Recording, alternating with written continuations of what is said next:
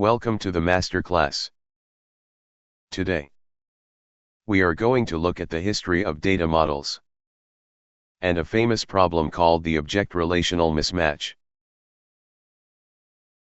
To understand this problem, imagine two people trying to talk, but they speak completely different languages. In modern software, engineers write application code using objects. Think of an object like a complex 3D shape. But traditional SQL databases do not understand objects.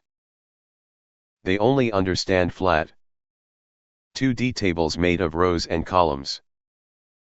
This means every time the application wants to save data, it has to smash its 3D object into flat rows. When it reads data, it has to rebuild the object. This constant, awkward translation is called the impedance mismatch.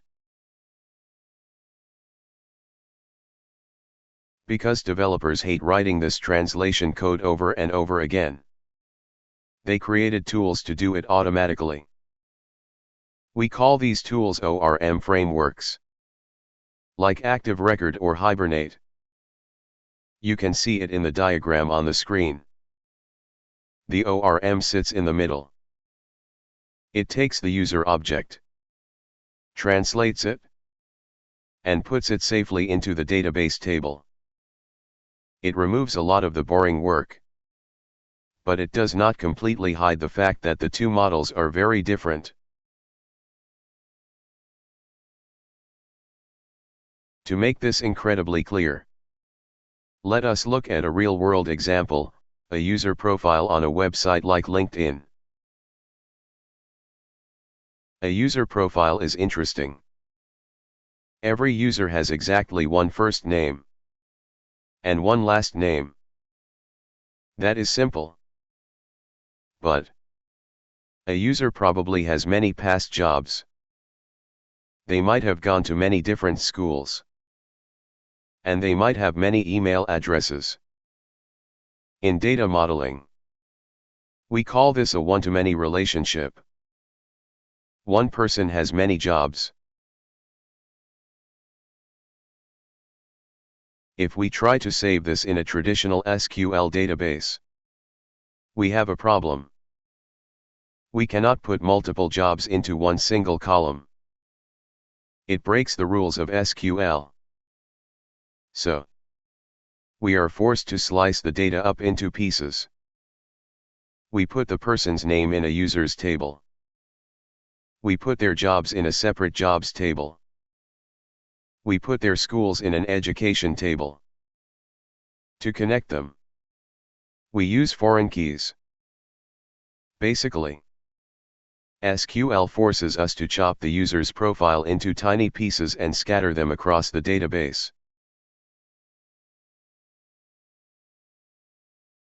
Because slicing data up is annoying, a new type of database became very popular, the document database.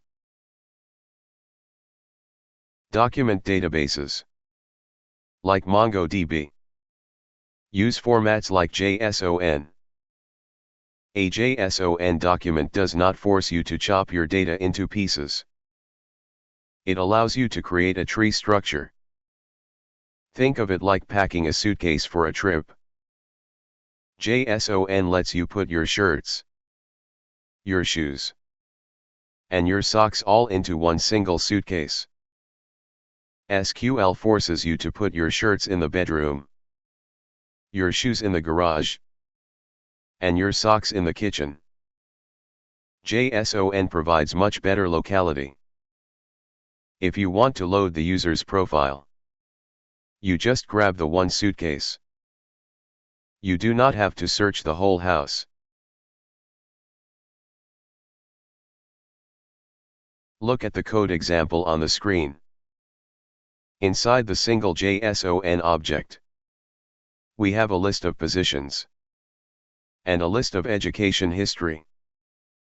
It is all safely contained in one beautiful, easy to read block of text.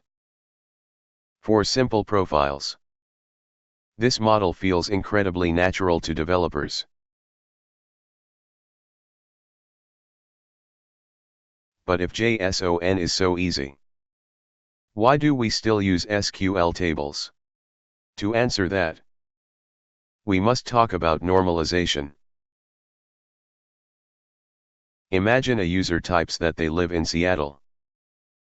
If we save the text word Seattle, what happens if someone spells it wrong? Or what happens if a city changes its name for political reasons? If a million users type the word Seattle, we would have to search the database and fix the word a million times.